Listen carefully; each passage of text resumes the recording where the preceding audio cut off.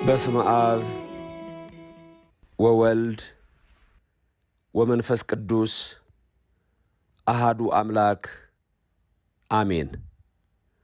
በመላው ዓለም የምትገኙ ክርስቲያኖች የእግዚአብሔር አብ ጸጋ፣ የእግዚአብሔር ወልድ ቸርነት፣ የእግዚአብሔር መንፈስ ቅዱስ ኅብረት አንድነት በሁላችሁ ላይ አድሮ ይኑር።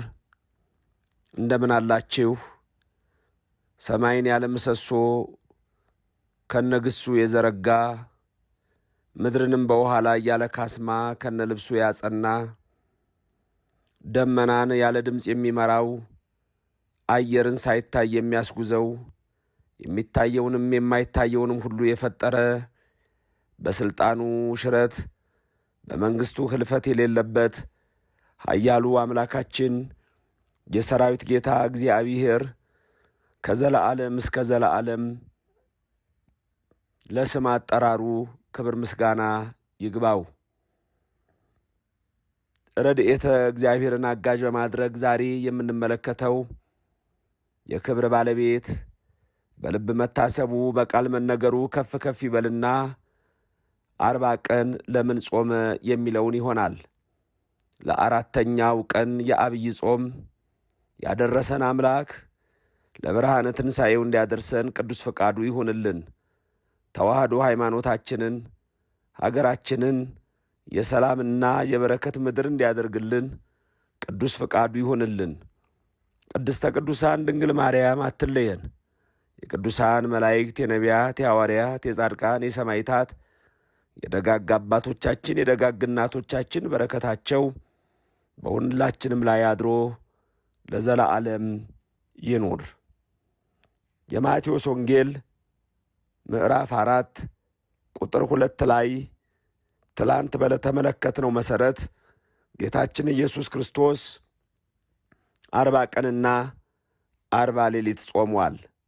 ወጾመ 40 መዓልተ ወ40 ሌሊተ ይላል። 40 መዓልት 40 ሌሊት ጾመ። ዛሬ የምነግራችሁ ስለ 40ው ምስጢር ሲሆን 10 ነገሮች ምስጢራት እነግራችኋለሁ። ከነዚህ ከ10ሩ ስንቱን ታውቁ እንደነበረ ደግሞ ትጽፉልኛላችሁ።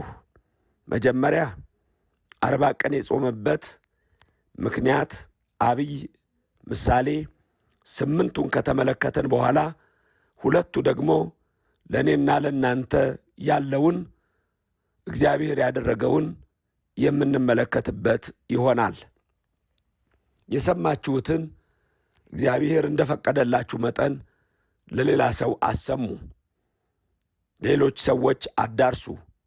ሁሌም ደግሞ ይህንን ትምህርት ላይክ፣ ሼር፣ ሰብስክራይብ በማድረግ ሌላው ሰው እንዲያደምጠው በማድረጋችሁ የክርስቶስን ቃል የክርስቶስን ወንጌል ለሌላው ዓለም አድርሳችኋልና እግዚአብሔር ደግሞ የእናንተን ልመና ሰምቶ ይፈጽምላችሁ። 40 ቀንና 40 ሌሊት ጾመ። 10 ነጥቦች ካላወቁ አሁን ይወቁ። አንደኛ፣ ጌታችን መድኃኒታችን ኢየሱስ ክርስቶስ 40 ቀንና 40 ሌሊት የጾመው አባቶቹ ነቢያት በሥጋ ከነቢያት የመጣ ነውና ከእመቤታችን ከቅድስት ድንግል ማርያም የተወለደው ኢየሱስ ክርስቶስ ልክ ነቢያት በብሉይ ዘመን 40 ቀን ይጾሙ ስለነበረ የመጀመሪያው ዓላማ ሕግን የሠራ እሱ ነውና ሕግን አይጥስምና በገላትያ ምዕራፍ 4 ቁጥር 4 እንደተጻፈ ከሴቲቱ የተወለደው ከሕግ በታች የተወለደ እንዳለ የመጀመሪያው ነጥብ ነቢያት 40 ጾመዋልና ጌታችን መድኃኒታችን ኢየሱስ ክርስቶስም ከ40 ሳያተርፍ ከ40 ሳያጎድል ይህንን ጾም በገዳመ ቆሮንቶስ ጾሞታል። ሁለተኛ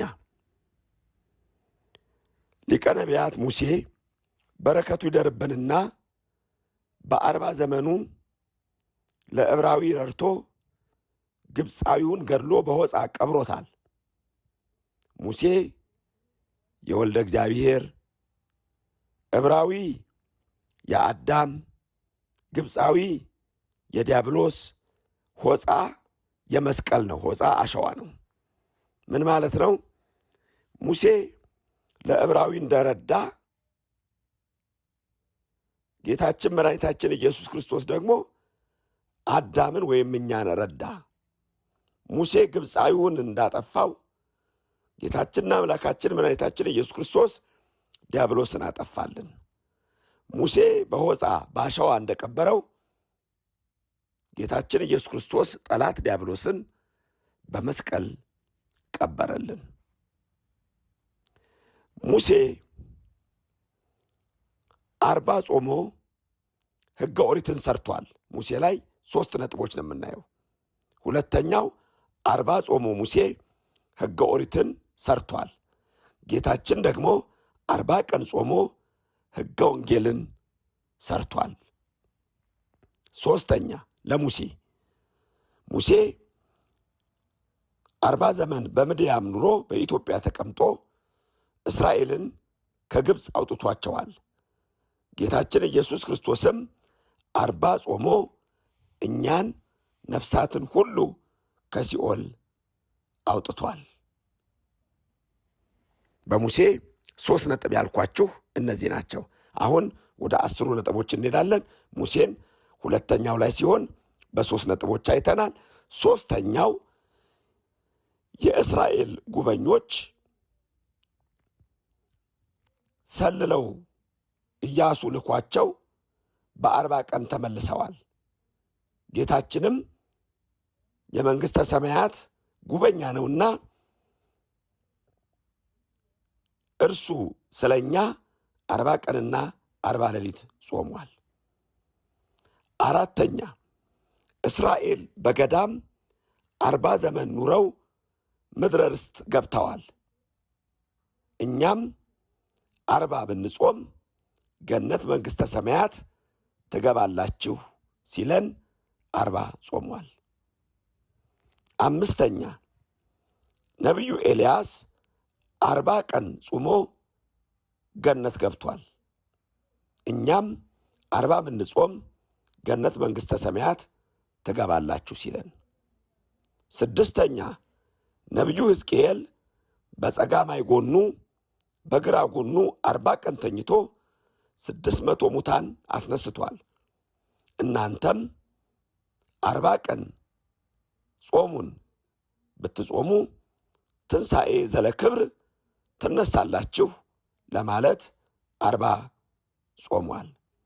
ሰባተኛ ዕዝራ ነቢይ 40 ቀን ከምግብ ተከልክሎ ውሃ ሳይጠጣ ጾሞ ምስጢር ተገልጾለት ብሉይ ኪዳንን አጽፏል። እናንተም 40 ብትጾሙ ምስጢር ይገለጥላችኋል፣ የተሰወረውን ታያላችሁ ሲል 40 ቀን ጾሞልናል። እባብ 8ኛ እባብ አካሉ የደገደገበት እንደሆነ 40 ቀን ከምግብ ይከለከልና ይሰነብታል። ከዛም በስቁረተ ዕፅ ወይም በስቁረተ እብን ይላል በእንጨት ቀዳዳ ወይም በድንጋይ ቀዳዳ ውስጥ ይሾልክ አልፎ ይሄድና ያንን የደገደገ ሰውነቱን ይጥለዋል፣ ይወድቅለታል፣ ይታደሳል። እናንተም 40 ብትጾሙ ተሐድሶተ ነፍስ ታገኛላችሁ፣ ነፍሳችሁ ሥጋችሁ ይታደሳል ለማለት ጌታችን ኢየሱስ ክርስቶስ 40 ቀንና 40 ሌሊት ጾመ። ምሳሌውን አውቆ አስመስሏል። ፍጻሜው ደግሞ 2 ነው። 9ኛና 10ኛው አማናዊ ነው። ከላይ ያየነው ምሳሌ ነው። 1ኛ አዳም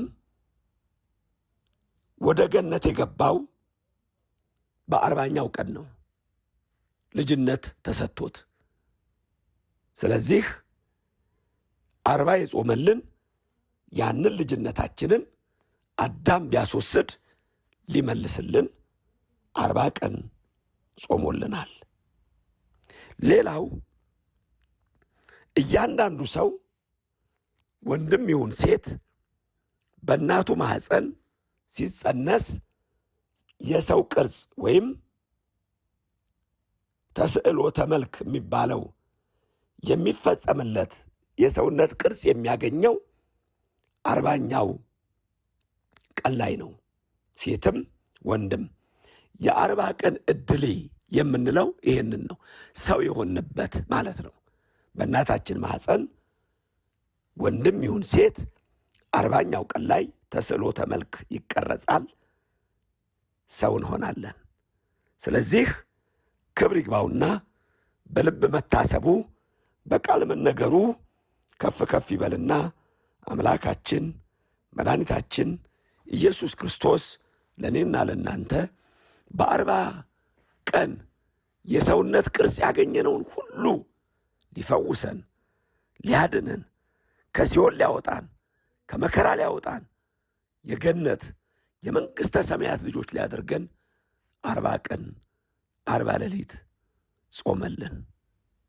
8 ምሳሌዎች፣ 2 አማናዊ ፍጻሜውን ነገርኳችሁ። ይሄ እንግዲህ የቤተ ክርስቲያናችን ትምህርት ነው። ይህን ትምህርት ለመያዝ ደጋግማችሁ መስማት ይኖርባችኋል። ትንሽ የጤንነት ችግር ስላለኝ ድምፄ አስቸግሯችሁ ይሆናል፣ ይቅርታ ጠይቃለሁ። ትምህርቱ ከሚቀርብዬ ነው። ስለዚህ 10ሩን ነጥቦች ነግሬያችኋለሁ። ከላይ 8ቱ ምሳሌዎች ናቸው።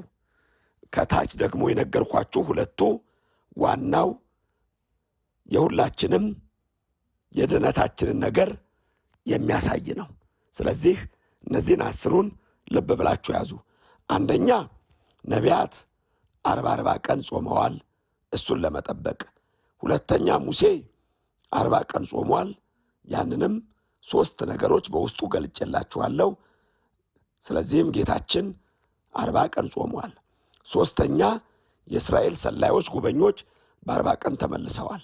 እሱም 40 ቀን ጾሟል።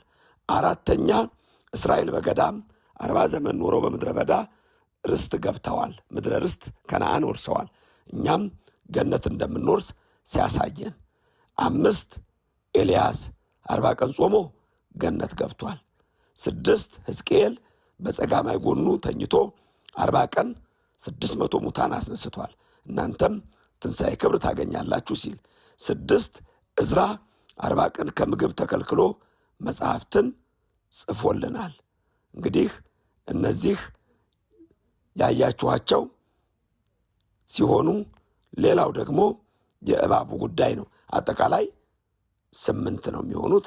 ቁጥሩን እንዳላሳስታችሁ ሙሴ 40 ቀን 40 ሌሊት የጾመው፣ ከዛ ቀድሞ ነቢያት 40 ቀን 40 ሌሊት የጾሙት 2፣ 3 የእስራኤል ጉበኞች፣ 4 እስራኤል በምድረ በዳ፣ 5 ኤልያስ፣ 6 ሕዝቅኤል፣ 7 ዕዝራ፣ 8 የእባቡ ምስጢር። 2ቱ ፍጻሜ አማናዊ ያልነው ደግሞ በ40 ቀን አዳም ልጅነት ያገኘበትና እንደዚሁም ደግሞ ሁላችንም ሰው የሆንበት የ40 ቀን ተስዕሎ መልክ ነው። እነዚህ ናቸው የክርስቶስ ወገኖች ሆይ፣ ሁሉም ነገር ለእኔና ለእናንተ ነው። ይውላችሁ እግዚአብሔር ይወዳችኋል። ኢየሱስ ክርስቶስ ይወዳችኋል። ይህ ሁሉ ያደረገው ለእናንተ ነው። ይህንን ሁልጊዜ አስቡት። ምን አይነት አባት አለን? ምን አይነት አምላክ አለን? ምን አይነት ጌታ አለን? ምን አይነት ፈጣሪ አለን? ሩህሩህ የሆነ እግዚአብሔር አለን ወገኖቼ። ስለዚህ ለእኛ ሲል ይህን ሁሉ አድርጓል። ገነት መንግሥተ ሰማያት እንድንወርስ፣ ኤልያስ ገነት እንደገባ ገነት እንድንገባ፣ ሕዝቅኤል ሙታን እንዳነሳ ሙታን የሆነ ልባችን ከሙታን መካከል ሕያው እንዲሆን እንዲነሳ፣ ዕዝራ ምስጢር እንደተገለጠለት ሊገለጥልን፣ እስራኤል በምድረ በዳ ተንከራተው ከነዓን እንደገቡ ገነት እንድንገባ ይሄ ነው። አሁንም እግዚአብሔር ለእኔና ለእናንተ ያደረገው ምስጢር ታላቅ ነው። ነገ በ5ኛው ቀን የጾምን ደግሞ ረቂቅ የሆነ ምስጢር እሱን እገልጽላችኋለሁ። ለዛሬው ግን በዚህ አበቃለሁ። የሰማነውን በልቡናችን ያሳድር። እመቤታችን ቅድስት ድንግል ማርያም በጎልጎታ በመቃብሩ ስፍራ፣ በመስቀሉ ስፍራ፣ በትንሣኤው ስፍራ የተሰጣት ቃል ኪዳን ሁላችሁንም ከክፉ ነገር ያድናችሁ፣ ሀገራችንንም ይጠብቅልን፣ ቤተ ክርስቲያናችንንም ከአጽራረ ቤተ ክርስቲያን ይጠብቅልን። ለሁላችሁም ሰላሙና ፍቅሩን ያድላችሁ። የሞቱትን ያጽድቅልን፣ የታመሙትን ይፈውስልን፣ የታሰሩትን ያስፈታልን። 10ን ነጥቦች ደጋግማችሁ ስሙ። ስንቱን ግን ታውቁ ነበር? ጻፉልኝ። እግዚአብሔር ይባርካችሁ፣ ፊቱንም ያብራላችሁ። የጎደለ ካለ ይሙላላችሁ፣ የመረረ ካለ ያጣፍጥላችሁ። የእመቤታችንን ፍቅሯን በልቡናችን፣ ጣዕሟን በአንደበታችን፣ ጸጋዋን በሰውነታችን ያሳድርልን። ቃል ኪዳኗ ጋሻ መከታ ከለላ ሆኖ በላይ ሰብን አማልዳ እንዳዳነች እኛንም የመንግሥተ ሰማያት መውረሻ አድርጎ የልጇን በረከት ሰጥቶ እሱ ራሱ በጸጋው ጥላ ረድኤት ሰውሮ ገነት እንድንገባ ቃል ኪዳኗ ይጠብቀን። የተባረከ ቀን፣ የተባረከ ጊዜ ለሁላችን ይሁን። አሜን። ሰላም ሁኑልኝ።